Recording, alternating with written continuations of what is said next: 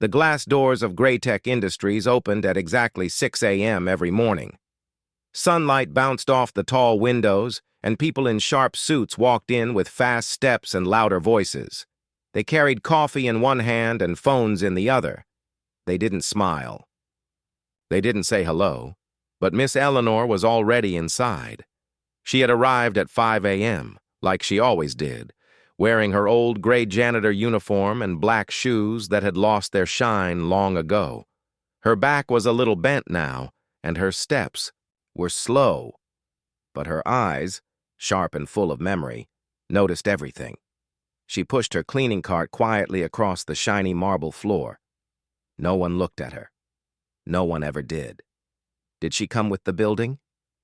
Two young employees, a man and a woman, laughed as they passed Eleanor near the elevator. "Maybe she's part of the furniture," the woman said, giggling. Eleanor didn't respond. She kept cleaning, her face calm, her hands steady. She had heard worse things in her life, much worse. She wiped the same spot twice, even though it was already clean.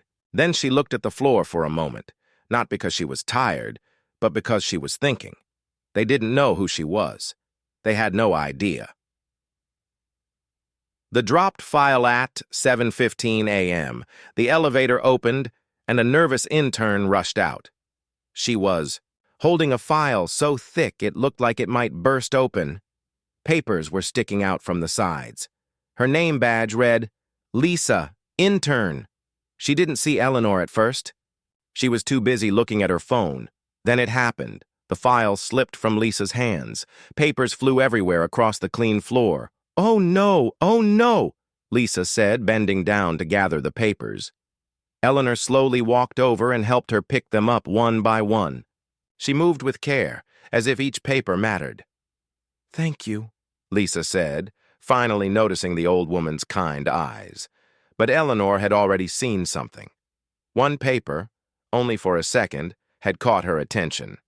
It was marked top level, only, eyes confidential, and had the CEO's signature on it.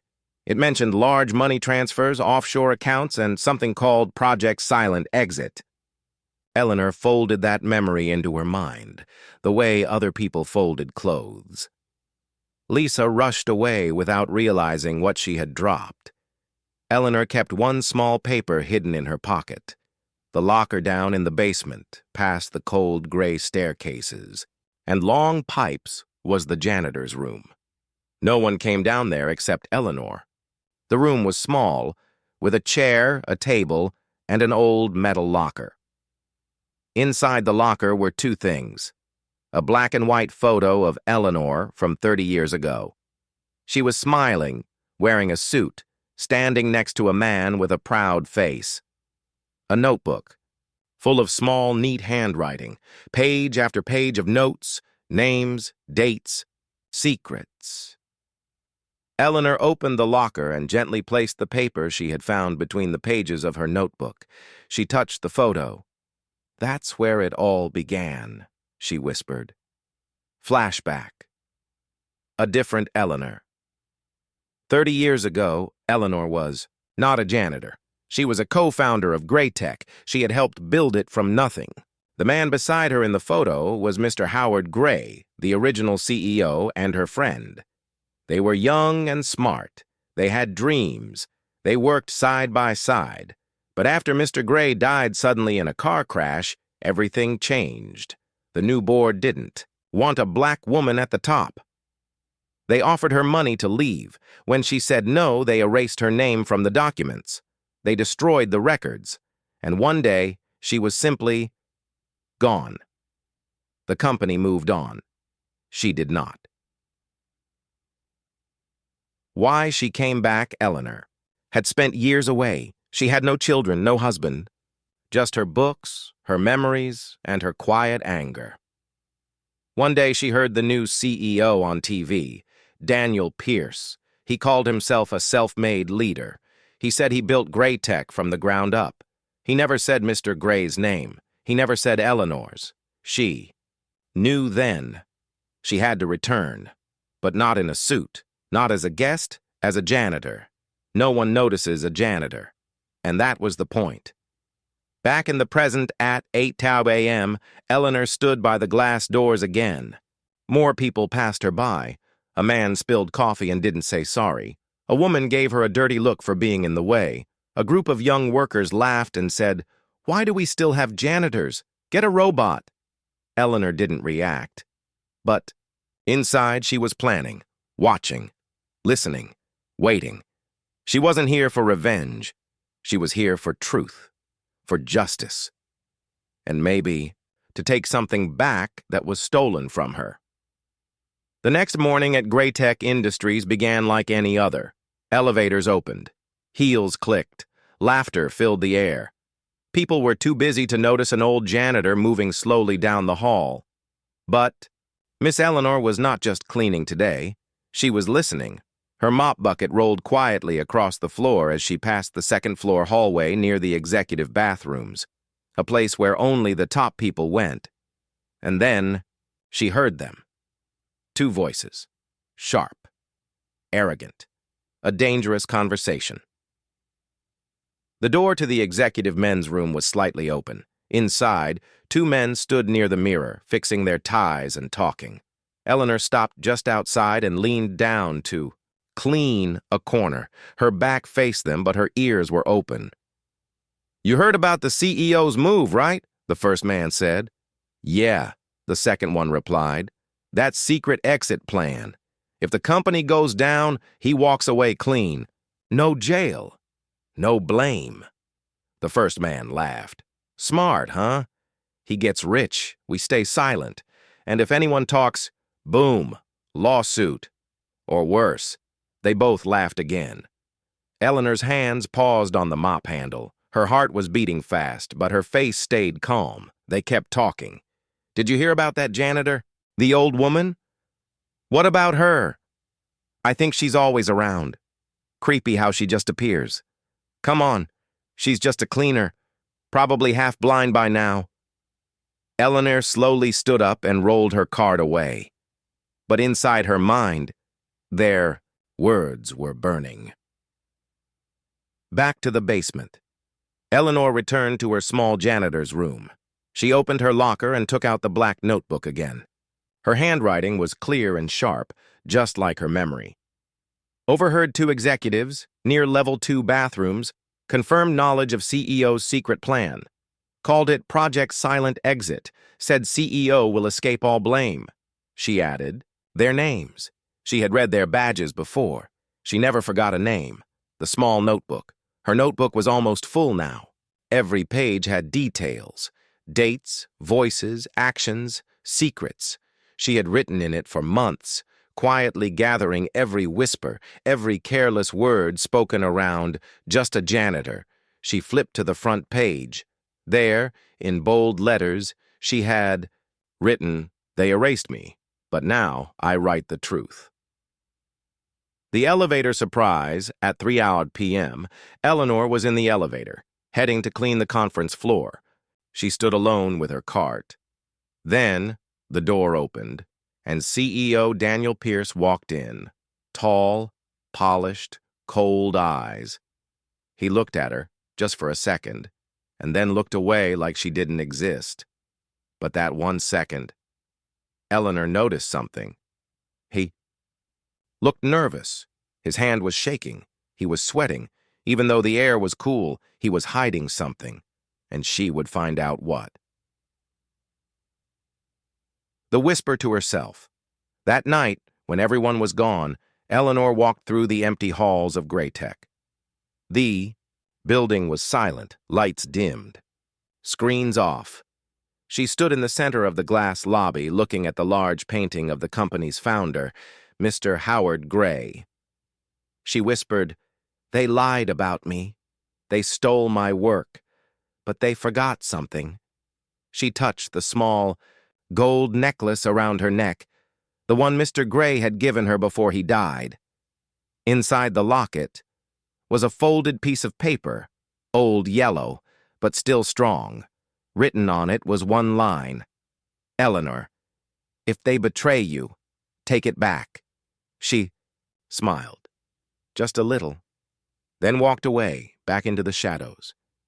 The night was quiet. Rain tapped softly on the windows of Eleanor's small apartment.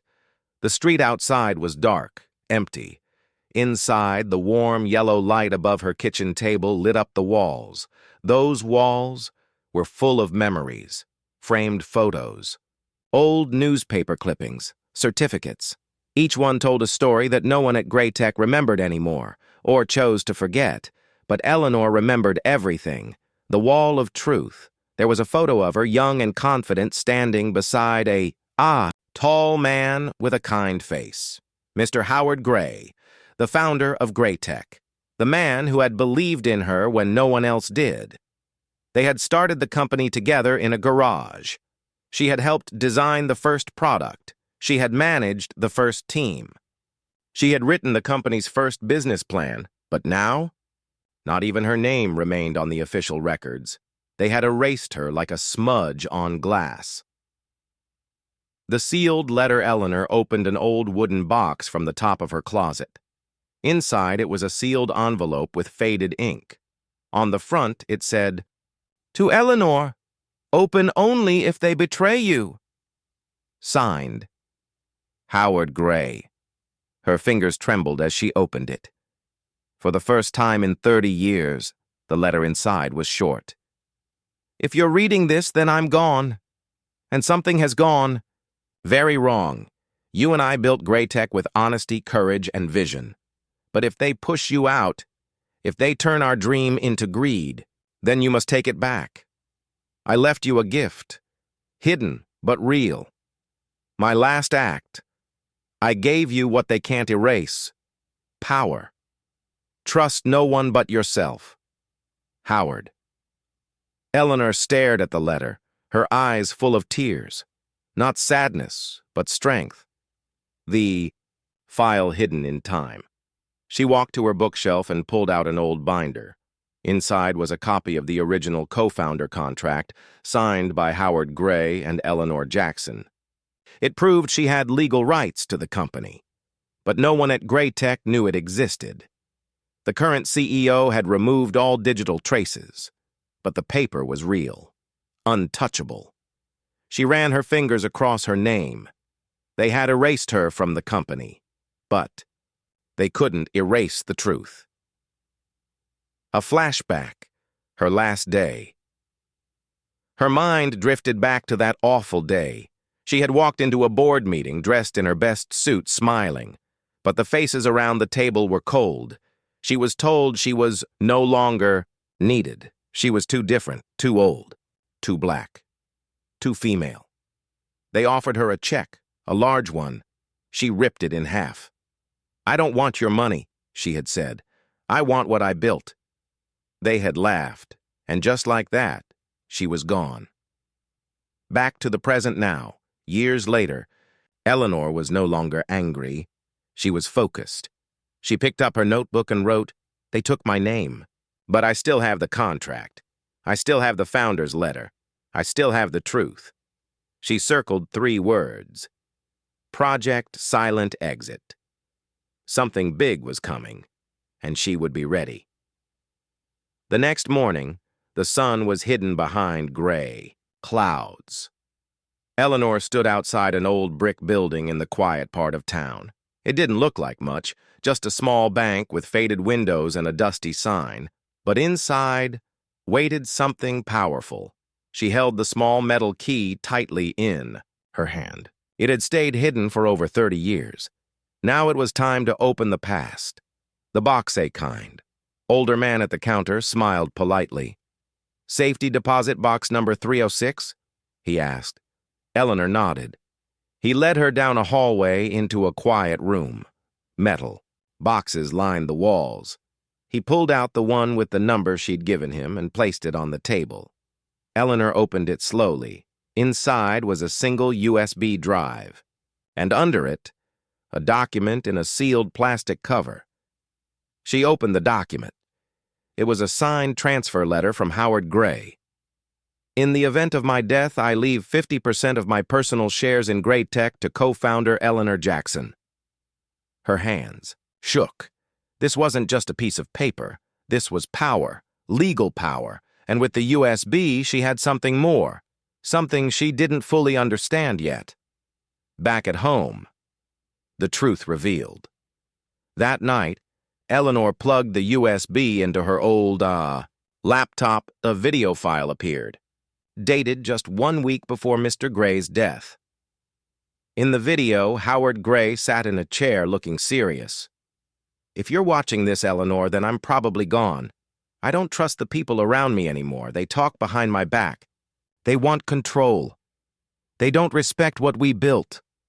And they definitely don't respect you. I've seen it coming. You must be strong. You must take back the company before they destroy it." Tears rolled down Eleanor's cheeks. This was more than proof. This was a weapon.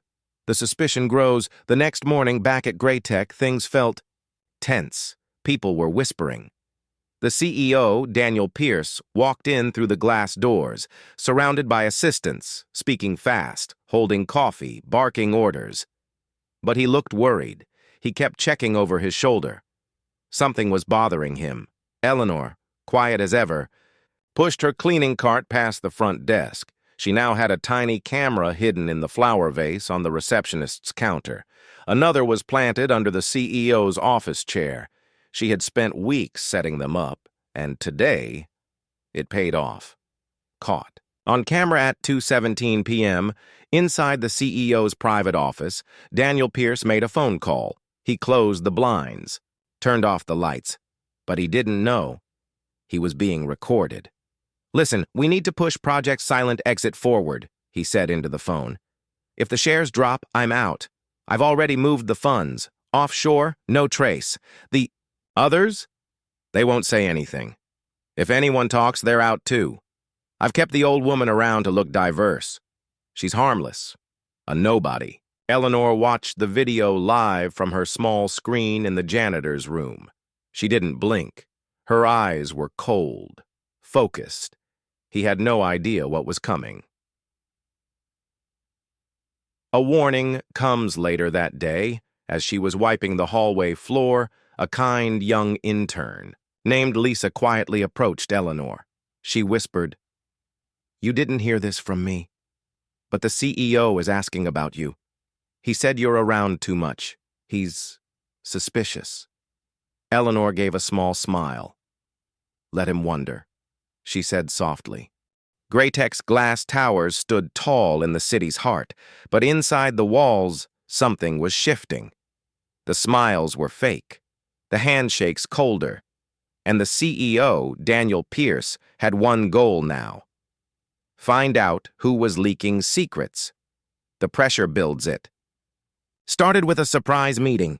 "All employees must report to conference room B for a routine security check," a voice announced on the speakers. Routine? Eleanor knew better. She pushed her cleaning cart down the hall, pretending not to care. But she could feel the tension in the air. In the elevator, two staff whispered, "They think someone's spying. Someone close. Maybe even staff level. I heard someone's been sneaking into the CEO's data." The fear was real. So were the lies. Eleanor's calm while others panicked. Eleanor stayed calm. In her janitor's closet, she checked the hidden laptop. The footage from the CEO's office had captured more. Meetings, calls, documents. But she didn't rush. She waited, watched, planned. She knew the game. This wasn't just about secrets now, it was about timing. The CEO's trap meanwhile, Daniel Pierce paced inside his office. He called his head of security. "Set a trap," he ordered. "Plant fake files on my desktop. Something tempting. Put it where a thief would look. If anyone opens them, we'll know." The files were labeled Project Silent Exit, Final Plan. A perfect trap, and he waited. But Eleanor wasn't just smart. She was experienced. She knew when something smelled too easy. The almost mistake late that night, Eleanor entered the CEO's office during cleaning hours. The room was quiet.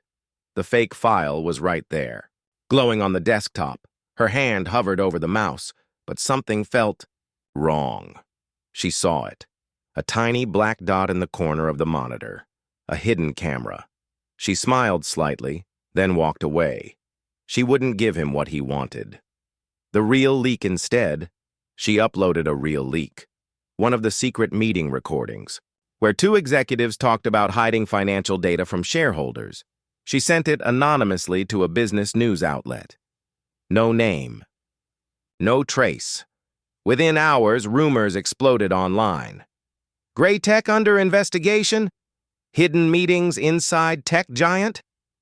Something is rotten at the top. Inside the building, chaos began. The backlash. Begins by morning, the CEO was furious. He slammed his phone on the desk. Who is doing this? Security ran checks. Firewalls were updated. People were questioned. But no one suspected the quiet black janitor in the hallway, wiping fingerprints off glass doors. They still didn't see her. They never had.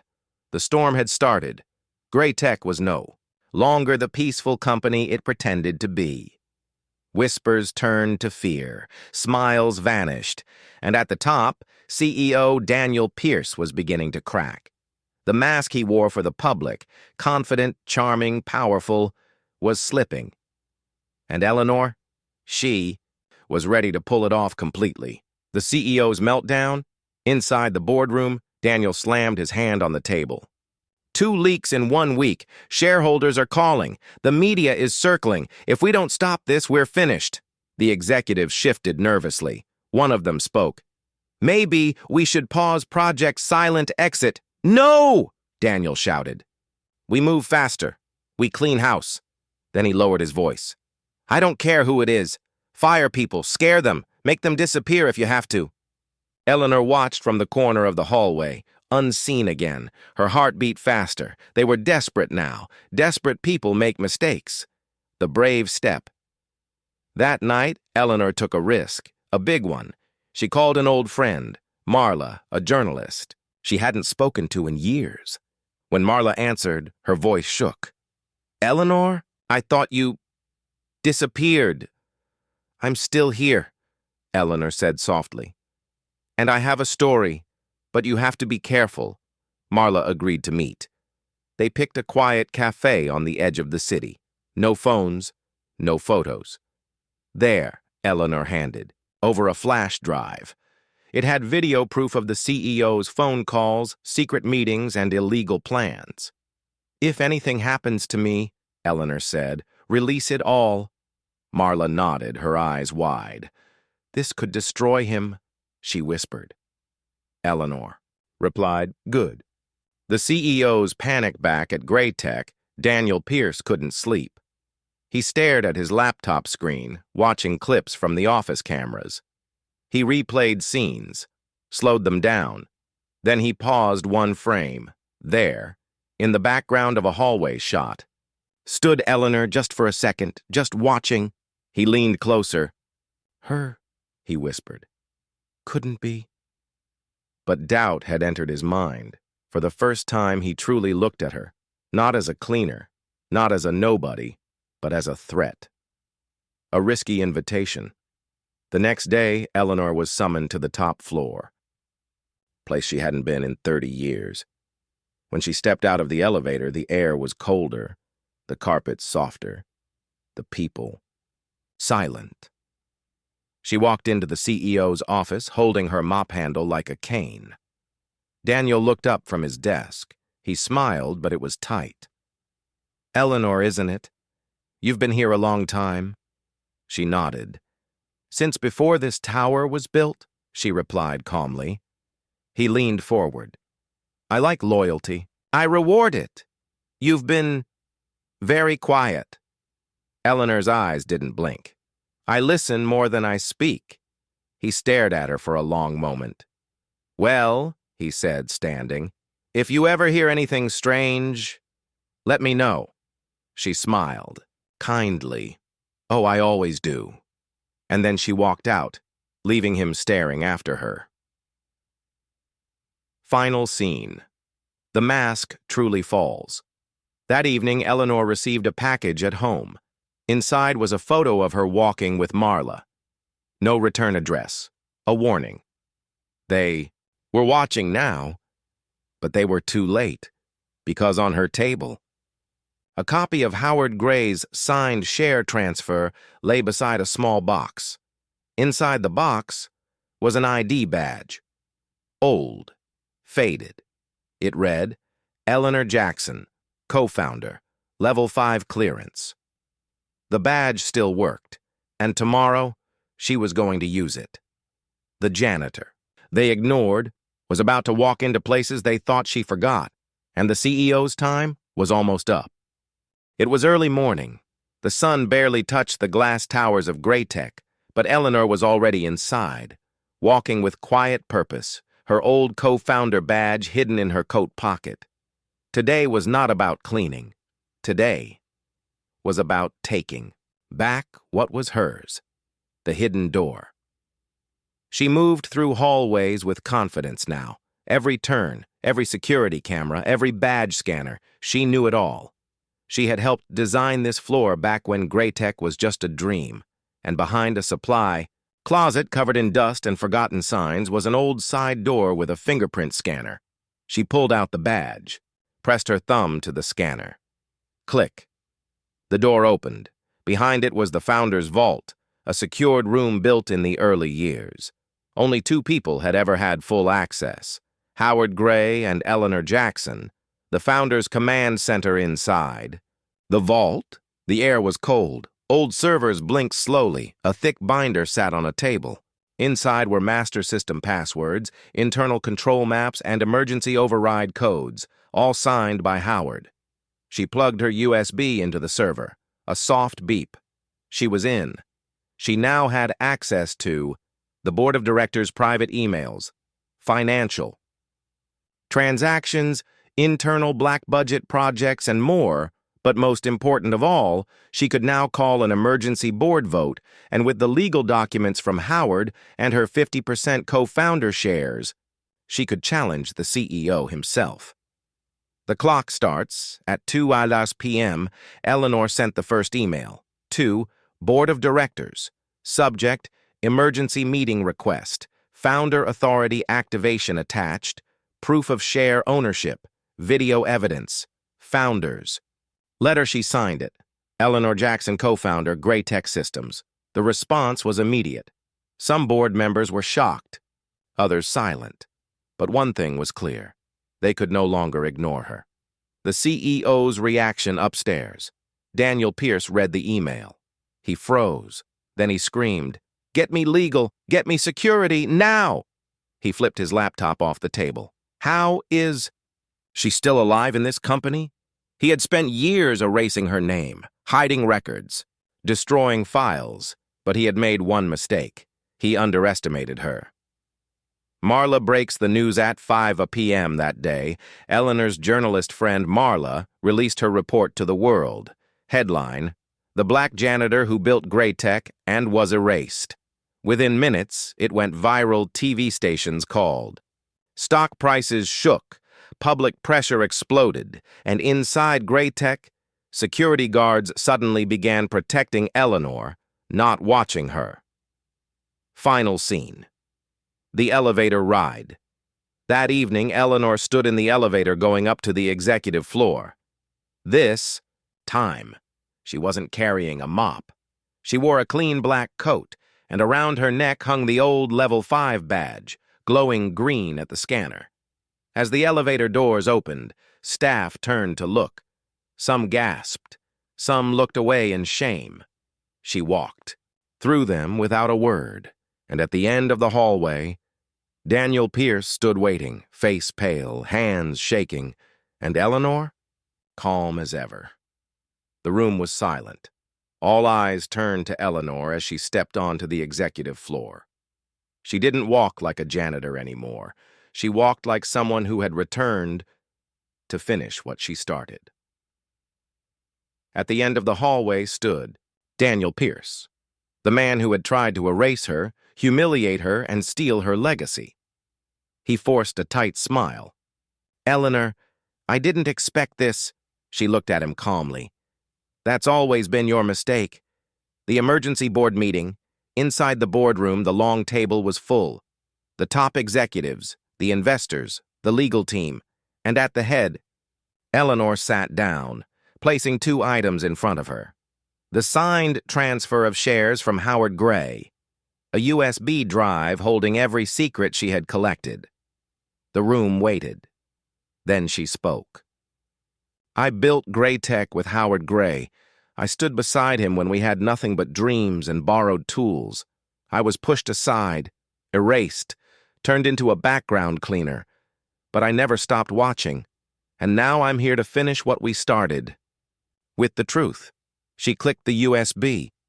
The projector lit up. First, the video of Daniel's secret phone call. If the shares drop, I'm out. I've moved the money offshore. No trace. Then, the recorded order to cover up the financial fraud. Then, the footage of him laughing at the board behind their backs. The room exploded in shock. One by one, heads turned toward Daniel. He was red-faced, sweating. "This is illegal," he shouted. "She's lying." But Eleanor calmly placed the founder's badge on the table. "My name is Eleanor Jackson, co-founder, shareholder, and from this moment forward, I vote to remove Daniel Pierce as CEO of Gray Tech." The vote one by one, hands went up. Yes, yes, yes. Daniel's face fell. The board had spoken. He was finished. The final walk security escorted Daniel out of the building. He didn't speak, didn't fight. The reporters outside shouted his name, but he kept his head down. And inside the tower, employees stood and clapped softly as Eleanor passed. The woman they had ignored for years. The woman they mocked. She nodded politely but didn't stop. There was still more work to do. 1 week later, Eleanor stood on a small stage in front of the entire company. Behind her, the Gray Tech logo glowed softly. She looked out at the people. Some old, some young, many watching her with new eyes. "This company will no longer be built on silence," she said. "It will be built on truth, respect, and real leadership. Not just for those in suits, but for everyone, from the top office to the janitor's closet." The crowd stood and clapped. Some cried. And in the back of the room, Marla the reporter quietly recorded every word. Final scene. The legacy. That night, Eleanor walked through the empty halls. She stopped outside the janitor's room. Her room. For all those hidden years. She opened the door, stepped inside. It smelled the same. She smiled. Then she turned off the light and left it behind. For good.